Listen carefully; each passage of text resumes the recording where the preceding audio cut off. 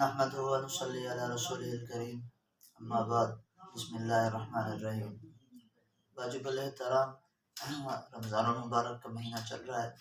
اس رمضان المبارک کے مہینے کے اندر 3 احسان صحابہ کرام کی پوری امت پر ہیں، اور وہ 3 احسان بہت بڑے احسان ہیں۔ ایک تو پہلا کہ رمضان المبارک کا روزہ پہلے 24 گھنٹے کا ہوا کرتا تھا۔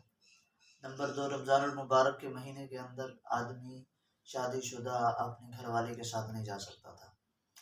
یہ دونوں صحابہ کرام سے واقعات پیش آئے، اور آپ صلی اللہ علیہ وسلم کے پاس یہ بات آئی تو آپ صلی اللہ علیہ وسلم کی طرف سے ہونا تو یہ چاہیے تھا کہ ان سے کہتے کہ یہ آپ نے غلطی کیوں کی، کہ 24 گھنٹے کا روزہ تھا۔ تو ایک صحابی رسول، ایک روایت کے مطابق آتا ہے کہ ان کو بہت شدید بھوک پیاس کی وجہ سے تکلیف ہوئی، اور روزہ اس طرح ہوتا تھا کہ مغرب کے بعد اگر آنکھ لگ گئے تو دوسرا روزہ شروع ہو جاتا تھا۔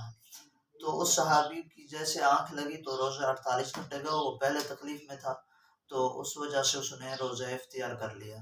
ایک نیا آدمی جس نے شادی کی، ایک حضرت عمر کے لیے بھی آتا ہے اور ایک نئے صحابی رسول کے لیے آتا ہے کہ اس نے شادی کی ہوئی تھی، برداشت نہ ہوا، رات کو بیوی کے پاس چلا گیا۔ بظاہراً تو یہ غلطیاں ہی معلوم ہوتی ہیں، لیکن اللہ تعالیٰ کی صحابہ کرام سے کیا محبت تھی کہ اللہ تعالیٰ نے اب قیامت تک کے لیے یہ اس صحابہ کرام کی ان غلطیوں کو غلطی نہیں رہنے دیا، بلکہ آپ صلی اللہ علیہ وسلم کی شریعت میں بدل دیا کہ اب قیامت تک روزہ کے ٹائم بھی مقرر کر دیا، سحری سے افطاری تک کا ٹائم مقرر ہوا۔ اسی طرح رات کو آدمی اپنے گھر والوں کے پاس بھی جا سکتا ہے۔ اور تیسرا جو احسان صحابہ کرام کا امت پر ہے وہ ہے لیلۃ القدر۔ جیسے 21، 23، 25، 27، 29 کی راتیں آ رہی ہیں، غالباً اب 27 کی رات گزر چکی ہے، اب 29 کی باقی ہے۔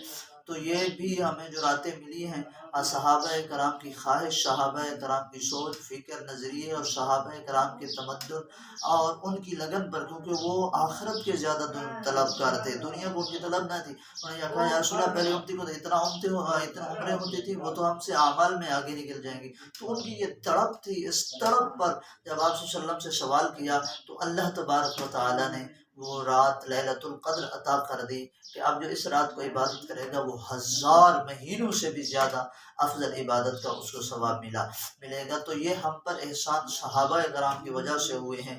جبکہ اتنا بڑے احسان ہم پر صحابہ کرام کی وجہ سے ہوئے ہیں تو ہمیں کیا چاہیے، ہم بھی صحابہ کے سچے اور کھرے غلام بن جائے، صحابہ کے دشمنوں کے ساتھ دشمنی اور صحابہ کے ساتھ محبت رکھنے والوں کے ساتھ محبت رکھیں، کیونکہ کامیابی اسی میں ہے، صحابہ کی غلامی میں۔ جنت کا راستہ اسی میں ہے، صحابہ کی غلامی میں۔ اس لیے تو کہا نا، لے شوق سے نام صحابہ کا، اگر چرچا عام صحابہ کا، اگر طلب ہے تجھ کو جنت کی تو پلہ تھام صحابہ کا، لگ گیا جس کا صحابہ کے کھاتے خون، ولا خوف علیہم ولا هم يحزنون۔